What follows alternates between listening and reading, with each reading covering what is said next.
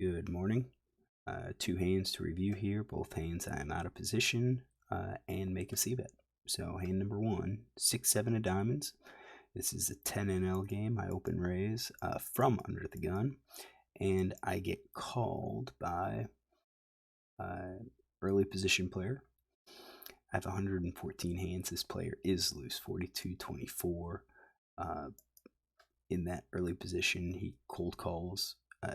Two bets 0 out of 3 times, but he does 5 out of 13 from the MP. So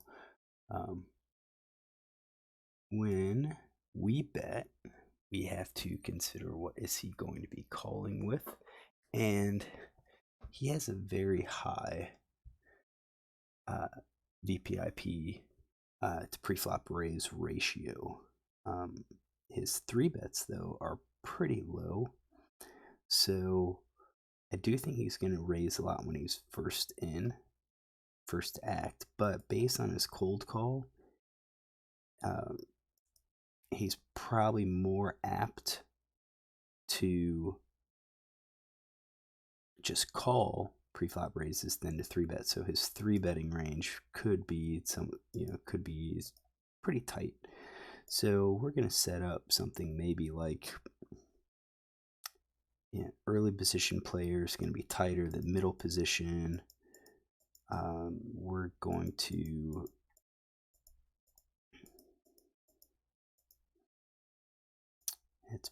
he's probably maybe like that. I mean, he's very wide.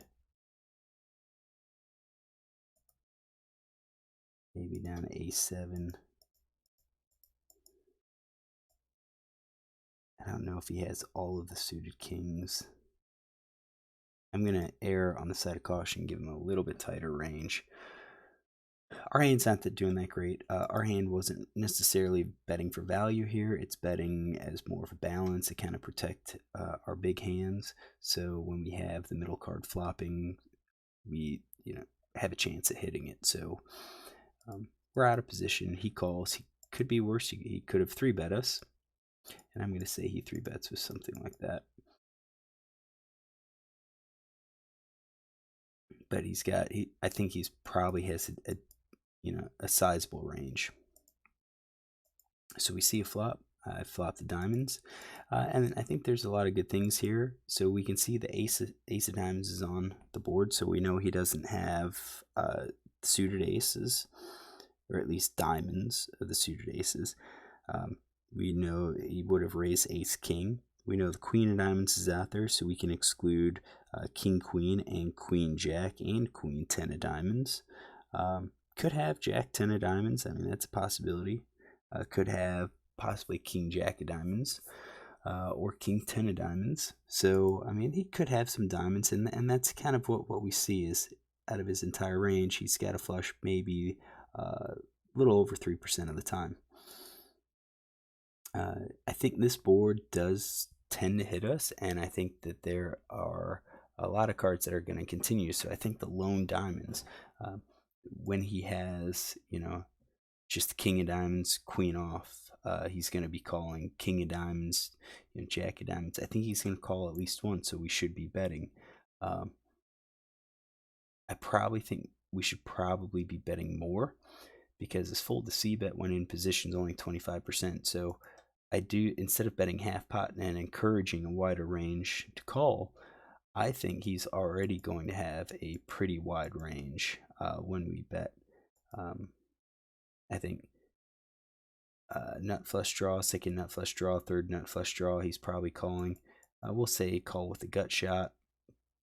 Would he call with a weak flush draw? Yeah, probably, because he has to think the same thing, that I raise pre-flop, and I would have big hands, big cards a lot of the time. This ace and the queen really block a lot of those nut flush draws that are out there.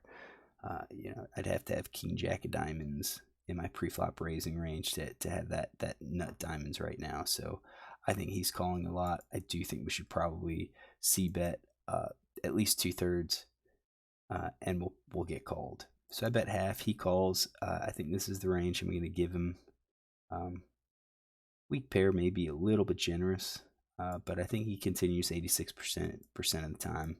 and then 10 of hearts hits. So once that 10 of hearts hits, I think he's going to be getting rid of these middle pair, the weak pair. I think he'll still call top pair, 2 pair plus. Still think he'll call with the lone king of diamonds, second out flush. So the king of diamonds, jack of diamonds, 10 of diamonds. I think he has a reason to fold, but a guy like this, player like this, might come along. I don't think he's going to call with a gut shot anymore. I think it's going to, if he has the gut shot, it's going to be like a combo gut shot. So gut shot draw with that king of diamonds or with that jack of diamonds. So yeah, jack of diamonds, and the king of diamonds already gives you that gut shot. So if I bet 64% of the time he's calling, I'm 87%. I'm betting 2/3 pot now. I should have bet 2/3 pot on the flop to encourage a call. I size up, and I think that's okay, because I think if I size up, he's gonna be calling with these hands, top pair plus, and he's gonna be folding middle pair, weak pair. I even think if I only bet half pot, he's gonna be folding these. So if he's gonna call, and he's gonna be calling with a lot of hands that I already beat, I'd say size larger. And he does. He calls. King of clubs hits. So no diamond. Now we've got 4 to a straight out there, and we have to consider, if I bet, what is he going to call? I think he's going to call with a flush. I do think he's going to call with a straight, probably with a set 2 pair. Would he call with a lone ace? I don't think so. So we're dealing with, let's say, just straight. Only the straight and the flush is going to call. That's 35.3% is what he'll call. We're at 83% equity. So if I bet and he calls, we're way ahead. That's a solid value bet. If we start adding sets and 2 pair and top pair, it's only increasing the number of hands that he calls with. So I do think, this is going to be better than just checking, because I think if I check, it gives him a reason to check with the set, and possibly even check with the straight if he's afraid that I might have the diamonds. I think we can get some value by betting here. I didn't. I checked. And let's check his stats. So we don't have any float stats on him. He is aggressive with his pre-flop raise, but not necessarily his 3 bets. His C bets are really high on the flop and the turn, but on the river, 0 out of 1, 1 out of 2. His 1 at showdown is 29%. He's getting to showdown with a lot of hands. I think we messed up. I think we should have C bet. He bets pot here, so I think that works to our advantage. So now that he bets pot, I mean, if he's going to be this aggressive, he might be betting 2 pair. May even be betting top pair. I do think we should at least call, but I think if we raise, he's still going to call with the straights. So I did raise, and he calls. We show the diamond, and he doesn't. Well, he shows, but this is one of those hands on ACR where they don't show the mucked hand. So I'm gonna assume, since we won this hand, that he probably had that straight, that he had a jack, and he very likely had either like king of diamonds, jack, of a non-diamond suit, or jack of diamonds with a king, maybe even queen jack, but I do think he had a jack here. All right, so let me close this out and get hand number 2. All right, hand number 2 is 8-9. We are now under the gun +1. This is a 10 NL game. I open raise 3, and I get called into spots. In both spots, I have limited information. So we are just going to go for standard, just calling ranges. 10 NL. I don't remember this player. Not terribly wide. Um,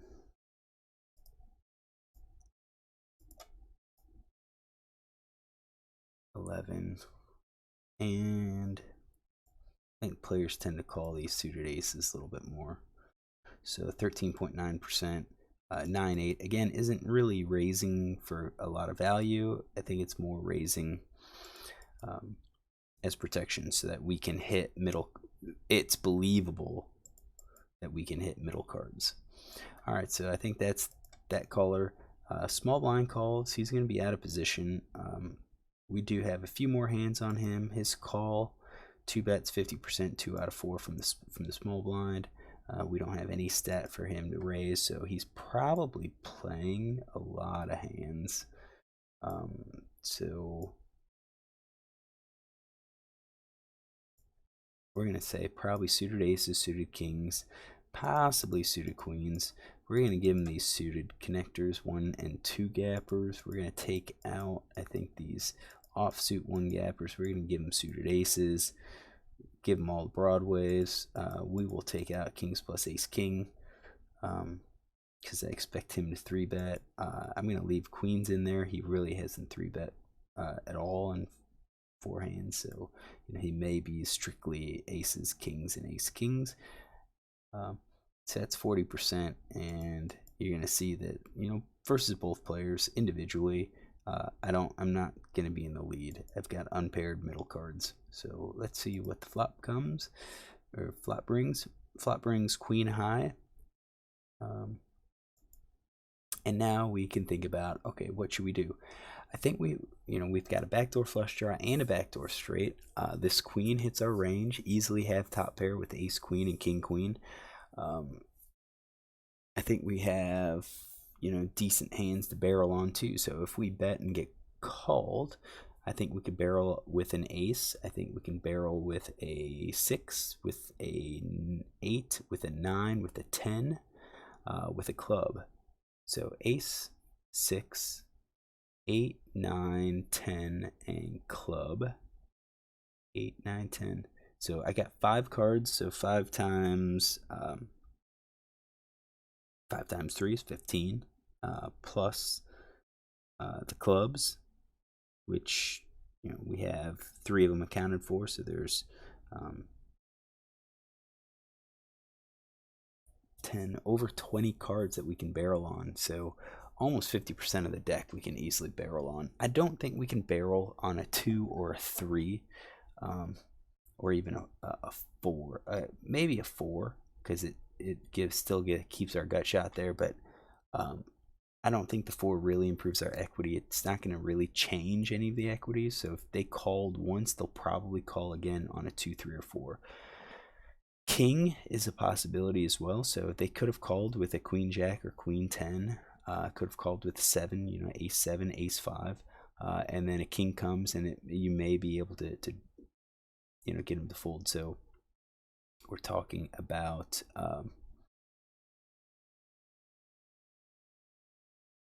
adding another 3 cards. So if we were already at, what did I say, 15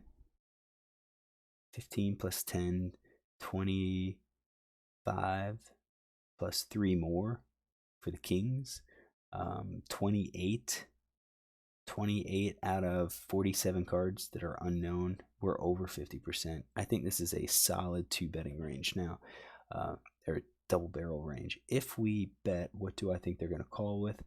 I think we have a chance. I think they're going to be calling with pairs. They're going to be calling with equity. I think they're going to fold just their ace jacks, ace 10s, and so forth. So let's see what happens. He checks. I do barrel. I bet half pot. I think that's fine. Pretty dry board. I think even with ace queen, I'm going to bet to try to encourage a wider range. And my plan for barreling, if I get a good double barrel card, is to scale up at that point. I think that's my plan now, today. So we get called by this villain. So queen, 7 of diamonds, 5 of clubs. And I think he's going to be calling probably pairs plus. I think the weak pairs are smaller. So you can see with this call, we're at 30.67%. That's fine. Because I think if we get a good barrel card, let's say it comes a 10, let's say 2 of clubs. I think if we bet again, I think at that point we're going to be able to get these middle pairs and weak pairs to fold.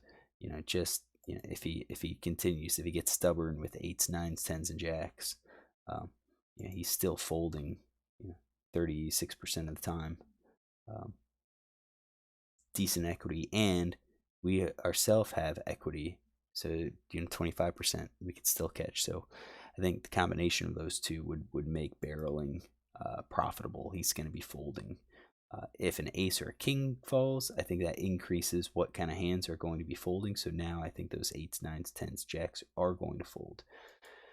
What about villain 5? He also calls. So I think this villain is going to be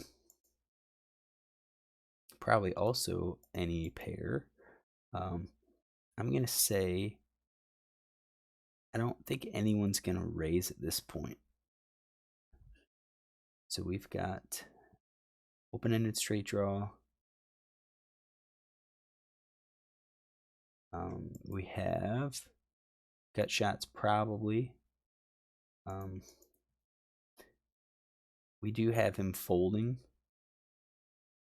quite a bit to a flop c-bet, and that's likely because he's got many more hands that doesn't connect. So he calls 52%. Our equity is only 36. So against both of them, we're not we don't have a huge amount of equity, but I think we have a plan to barrel. And then the 6 comes, and I think that makes it really, really good for us. Because at this point, I doubt that they're going to put us on a straight. And now, 5-6, 7-6, 8-7, 8-6, they've all hit pairs. They're going to call again. So now I think we still continue betting, and I think this is where we could polarize it here. So pot's 25. I think we can bet at least 16, maybe 18. And get called. I bet half pot, so I think I missed some value. I could have gone larger. So against this player, I don't think that helps. So I think 8s, 9s, 10s, jacks probably call again. We could scale it. We could change that to 50%. I think open-ended straight draw calls.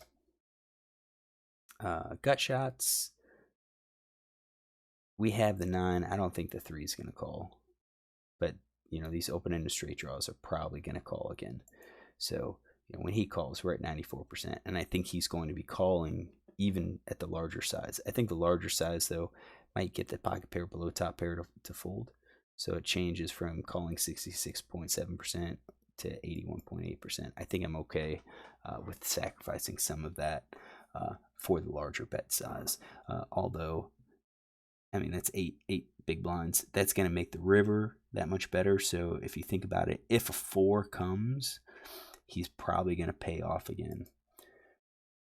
He does call. I'm going to leave those hands in there and the pocket pair below top pair. And this villain folds. So he could have had one of these middle pairs. Could have had had a gut shot that missed now and it's folding. So let's get that player out. Jack of diamonds definitely misses everything. So I'm going to go back to the 6. Do I think he could have raised?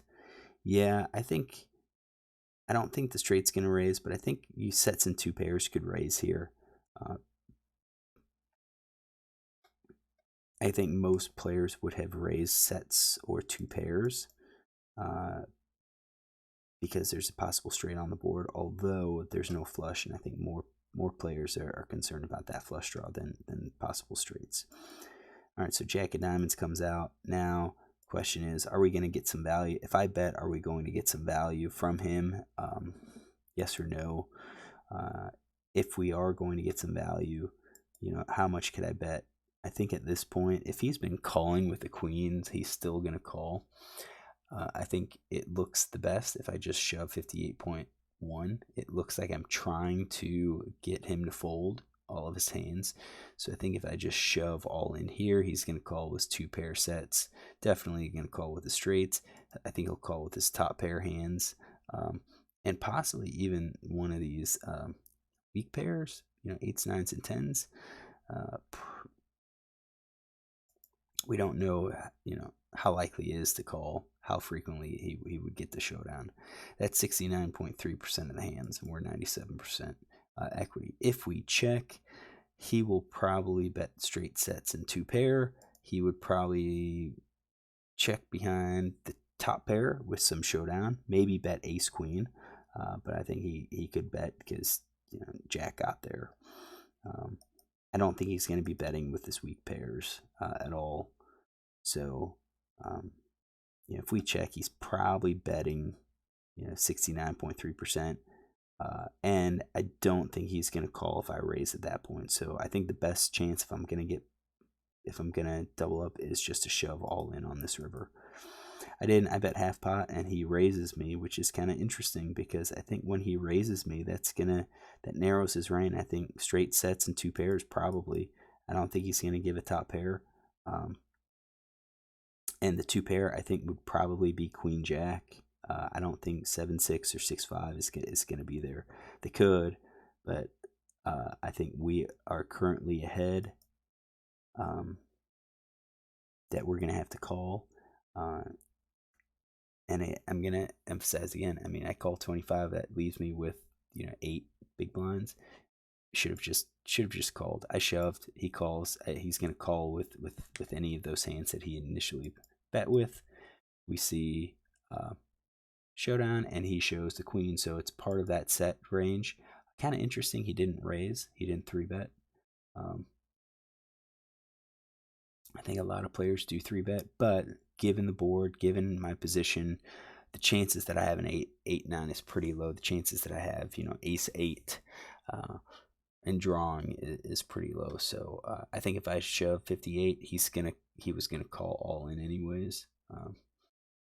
So I think we got some decent value from here, from this hand. I think my c-bet size was a little bit better on this hand than it was the first hand. All right. Hope you enjoyed it. Look tomorrow for a couple more hands.